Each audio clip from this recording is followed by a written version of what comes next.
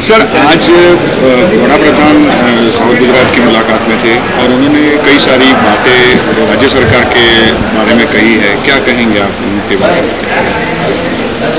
राज्य सरकार के बारे में उन्होंने एग्जैक्ट क्या कहा है वो तो मुझे पता नहीं है, मगर मुझे बिना सुने इतना पता ज़रूर था कि वो जो कुछ कहेंगे वो हमको सीख देने के हेतु करेंगे।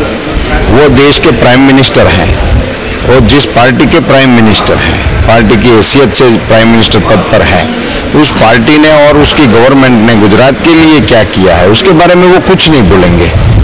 उतना मुझे ज़रूर पता था, मैं बिना सुने कह सकता हूँ, उसके बारे में वो बोले भी नहीं होंगे। सर, उन्होंने इतना कहा कि जितना फंड केंद्र सरकार भेजती है उसका पूरा उपयोग विकास के काम में गुजरात सरकार नहीं कर रही है। आपका क्या मानना है? देखो, ये बात कह के वो और भी एक गुजरात की और ऐसा इशारा कर रहे हैं कि वो केंद्र का फंड गुजरात को भेज रहे हैं, तो क्या वो हम पर दया कर रहे हैं? गुजरात भारत का अंग नहीं है? यहाँ से कितना ले जाते हैं और इसके बदले में कितना देते हैं वो जरा बताएं तो गुजरात की जनता जाने।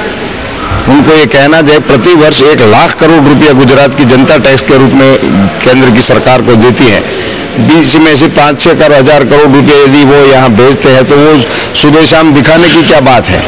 और गुजरात की सरकार इसका इस्तेमाल नहीं करती है तो कोई नाणा की व्यवस्था है चेक करने के लिए या नहीं है? वो संस्थाएं क्या कर रही है? जिस तरह प्रधानमंत्री जी ने आज अपने स्पीच में कहा कि गुजरात में 41% महिलाएं कुपोषण का शिकार है, शिक्षण व्यवस्था यहाँ पर बराबर ये मैं बड़ा प्रधान को क्या बताऊं, ये सत्ताधार आपा गीगा की जगह जिस राज्य में है वहीं का प्रदेश है। जलाराम बापू की जगह जहाँ है उस प्रदेश की भूमि वो बात कर रहे हैं। वहाँ हर दिन में 3 बार नाद होता है हरिहर का। कोई भूखा आदमी हो तो खिलाने के लिए सदैव तैयार रहते हैं। उस गुजरात की भूमि में कुपोषण की बात करके वो गुजरात का अपमान कर रहे हैं। यहाँ कुत्ती भी ब्याती है तो उसके बच्चों को शीरा खिलाने की पद्धति हमारे गांव में है। कुत्ती और कुत्ती के बच्चों को भी खिलाते हैं तो हमारे बच्चे भूखे रहते हैं। ये गुजरात का सरासर अपमान है, गुजरात की माताओं का अपमान है। जिस तरह प्रधानमंत्री जी ने कहा कि बहुत सारे लोगों की कोई फरियाद है लॉ एंड ऑर्डर की स्थिति को लेकर, यहाँ तक कि सरकारी अधिकारी भी उन्हें फरियाद करता है कि वो सुरक्षित नहीं है। वो कुछ है जो मुखाबिर हो रहे हैं और गुजरात के इलेक्शन में कांग्रेस के साथ खड़े हैं, वो लोग तो यही कहेंगे। लॉ एंड ऑर्डर गुजरात में अगर सही नहीं होता तो देश भर से नागरिक आज गुजरात में रोजगारी के लिए आ रहे हैं। मैं यहाँ सूरत में आपको बता सकता हूँ, 5 साल पहले मुझे सूरत में ऐसा बताया जाता था कि यहाँ सौराष्ट्रवासी अकेले हैं, उनकी बहुत संख्या इधर बढ़ गई है। आज क्या बता रहे हैं?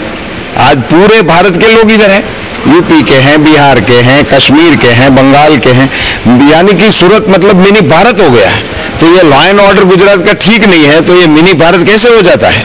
क्यों लोग इधर आते हैं, क्यों इधर बसते हैं? तो बताओ कौन से प्रदेश में जाने की स्पर्धा है?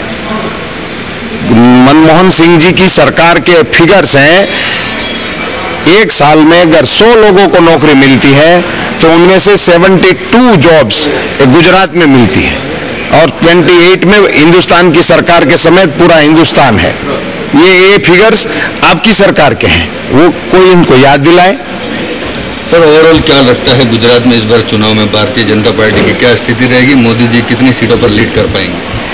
देखो, ये तो गुजरात की जनता ने तय किया हुआ ही है कि नरेंद्र मोदी न गुजरात की जनता पर राज कर रहे हैं, वो गुजरात की जनता के दिलों पर राज कर रहे हैं। इसलिए वो जितनी अभी है उनसे ज़्यादा बैठकों के सहित गुजरात के में भारतीय जनता पार्टी की सरकार बनेंगे, नरेंद्र मोदी मुख्यमंत्री बनेंगे।